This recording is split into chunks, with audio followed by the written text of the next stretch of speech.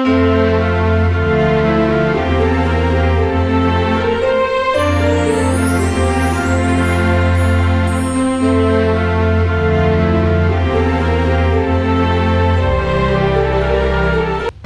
இதை வாசிக்கும் போது நம்முடைய வாழ்க்கையில் தவறான வாழ்க்கைக்கு போவதுக்கு வாய்ப்பே கிடையாது பாருங்க. அப்போ பாருங்க எவ்வளோ முதலாவது பார்த்தோம், மனித சந்ததி உருவாவதுக்கு திருமணம் அவசியம். ரெண்டாவது, திருமணத்துக்கு ஆணும் கிடையாது பெண்ணும் கிடையாது, ஆணும் பெண்ணும் தான் திருமணத்துக்கு அவசியம். மூன்றாவது, குழந்தைகளை பெற்றெடுப்பதற்கு திருமணம் ரொம்ப அவசியமாக இருக்குதுன்றத. தனியாக இருக்கும் போது ஒரு பையனும் ஒரு பொண்ணாக தான் இருக்கிறாங்க. திருமணம் ஆன பிறகு தான் அவங்க கணவன் மனைவி என்ற ஒரு ஸ்தானம் கிடைக்கும். இது நிமித்தம் புருஷன் தன் தகப்பனையும் தாயையும் விட்டு தன் மனைவியோடு இசைந்திருப்பான், அவர்கள் ஒரே மாம்சமாக இருப்பார்கள்.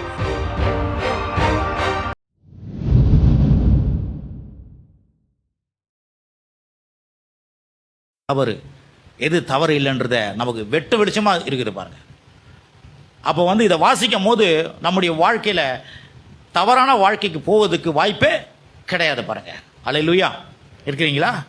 ஒருவேளை நம்ம தப்பாக பண்ணல, நம்ம தெரிஞ்சு வச்சிங்கன்னா மற்றவர்களுக்கு நம்ம புத்தி சொல்கிறதுக்கு அது ரொம்ப ஏதுவாக இருக்கும்.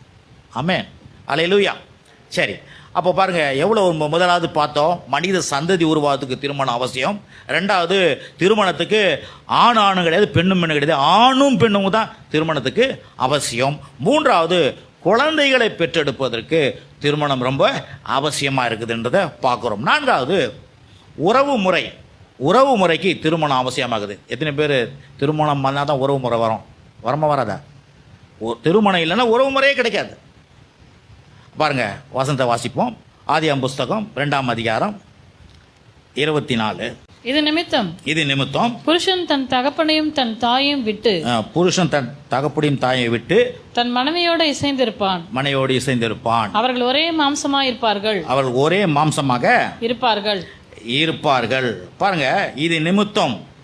இங்க பாருங்க, இது நிமித்தம்னா இங்க அங்க மேல நீங்க வாசி பார்த்தீங்கன்னா, அப்பொழுது ஆதாம், இவள் என் எலும்பிலும் எலும்பும் என் மாம்சத்திலும் மாம்சமாக இருக்கிறாள், இவள் மனுஷனில் எடுக்கப்பட்டபடினா மனுஷி எனப்படுவாள் அப்படின்னு போட்டு சொல்கிறான். சொன்ன பிறகு ஆவியானவர் அங்கே எழுதியிருக்கிறாரு. என்ன எழுதிக்கிறாருன்னா, திருமணம் ஆன பிறகு தான் உறவு முறை உண்டாகுது. எப்படின்னா, இது நிமித்தம் புருஷன் தன் தகப்பனையும் தன் தாயும் விட்டு தன் மனைவியோடு இசைந்திருப்பான், அவர்கள் ஒரே மாம்சமாக இருப்பார்கள். இப்போ திருமணம் ஆன பிறகு தான் அங்கே என்ன நடக்குதான், கணவன் என்ற உறவு உண்டாகுது, மனைவி என்ற உறவு உண்டாகுது, அங்கே தகப்பன் என்ற உறவு உண்டாகுது, தாய் என்ற உறவு உண்டாகிறது, மாமனார் என்ற உறவு உண்டாகுது, மாமியார் என்ற உறவு. அந்த திருமணம் என்ன பண்ணுதுன்னா உறவுகளை நமக்கு உண்டாக்கக்கூடியதாக இருக்கிறது. ஏன்னா திருமணத்துடைய நோக்கம் என்ன அதை பார்க்குறோம். திருமணம் என்னன்னா உறவுகளை உண்டாக்குது. முதலாவது கணவன், அவன் ஒரு பையன் ஒரு பெண்ணும் கல்யாணம் பண்ண பிறகு அவங்க மாப்பிள்ளையாக இருக்கிறாங்க, அல்லது ஒரு பெண்ணாக இருக்கிறாங்க, அல்லது ஒரு பையனாக இருக்கிறாங்க. ஆனால் அவங்களுக்கு குழந்தை பிறக்கும் பொழுது தான் அவங்க என்ன பண்ணுறாங்க, அதான் திருமணம் ஆன பிறகு தான் அவங்க தனியாக இருக்கும் போது ஒரு பையனும் ஒரு பொண்ணாக தான் இருக்கிறாங்க. திருமணம் ஆன பிறகு தான் அவங்க கணவன் மனைவி என்ற ஒரு ஸ்தானம் கிடைக்குது இல்லையா? அதுக்கப்புறம் பார்த்தீங்கன்னா அந்த குழந்தை அந்த திருமணம் ஆன பிறகு தான் உறவு கிடைக்குது. என்ன கிடைக்குது? இப்போது மாமனார் மாமியார் கிடைக்கிறாங்க. பிறகு திருமணம் ஆன பிறகு தான் தாய் தகப்பன் என்ற ஸ்தானம்லாம் கிடைக்குது பாருங்க இல்லையா? திருமணம் ஆன பிறகு தான் குழந்தை பிறகு, அப்போ தான் அவர் தாய் தகப்பன் ஸ்தானத்தை அவர் எடுத்துக்கொள்கிறார்.